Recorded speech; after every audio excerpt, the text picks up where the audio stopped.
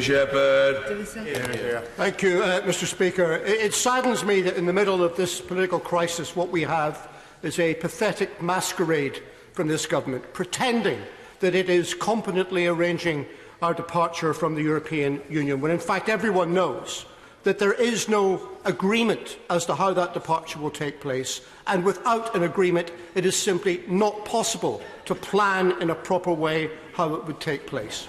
And the responsibility for that is entirely of this government's own making, a mixture of its bellicose intransigence in its negotiations with our European partners and its arrogant contempt in trying to establish a political majority in this chamber and using the Brexit vote for its own narrow political ends. And now it's in a situation where the only thing it can do, the only thing it can possibly do, is contemplate crashing out of the EU without a deal. Well, I have to remind the Chancellor of the Duchy of Lancaster that that approach would be illegal, because we have passed a law to say that we will not leave the European Union with no deal. And therefore, first of all, I want to ask him, why is he preparing this document, which is called Preparedness for No Deal? Perhaps it should be called Preparedness for Breaking the Law, since that's essentially the course that he's now engaged in. Why is he preparing this rather than trying to properly come back to this House with proposals which we can debate as to what negotiations they're having with the European Union?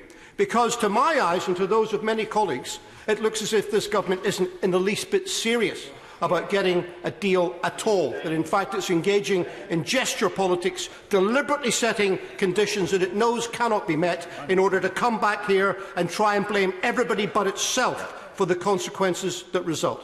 And I have two specific questions in terms of the statement. The leader of the spokesman for the opposition referred to the IFS report. This is a damning report that has come out this morning from the Institute of Fiscal Studies. This tears away all credibility for there being an economic case for Brexit. And the IFS is saying that the difference between asking for an extension and considering this matter further or crashing out with a no deal in 3 weeks' time is 4% of GDP, 4% over the next 3 years. I would invite the Secretary of State to tell us, does this now mean that as we complete the first decade of Tory austerity, he and his government are preparing for a second decade, because that is surely the consequence of the course we lead on. And finally, Mr. Speaker, can I ask about the status of EU nationals? Because he makes much of this, saying that everything is rosy in the garden.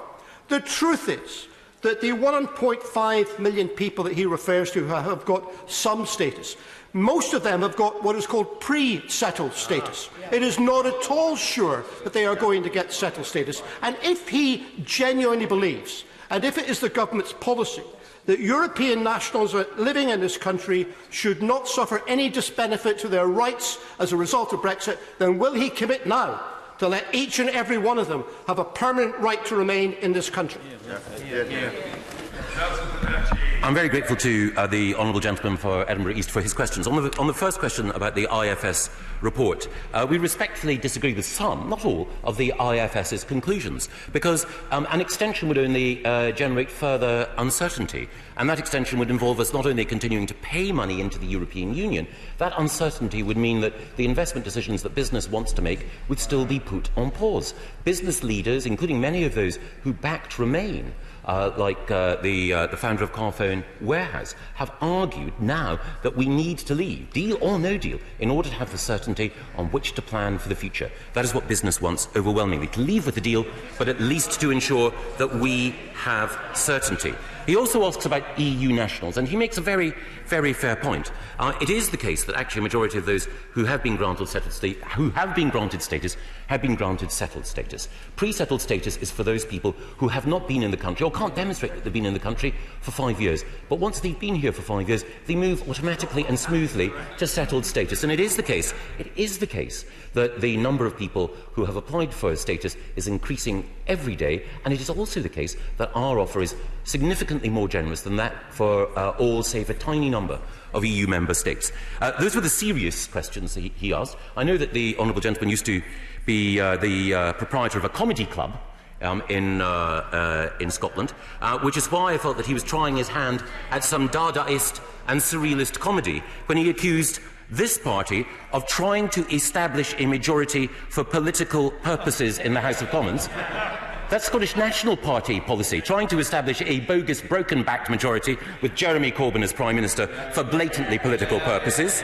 As for using Brexit for its own ends, it's the Scottish National Party that has been attempting to weaponise this argument in order to push its separatist and sectarian agenda. And as for gesture politics, that is the hallmark and stock and trade of the SNP. I'm afraid the honourable gentleman was guilty of a psychological phenomenon known as projection, which is accusing your opponents of the sins of which you yourself are guilty.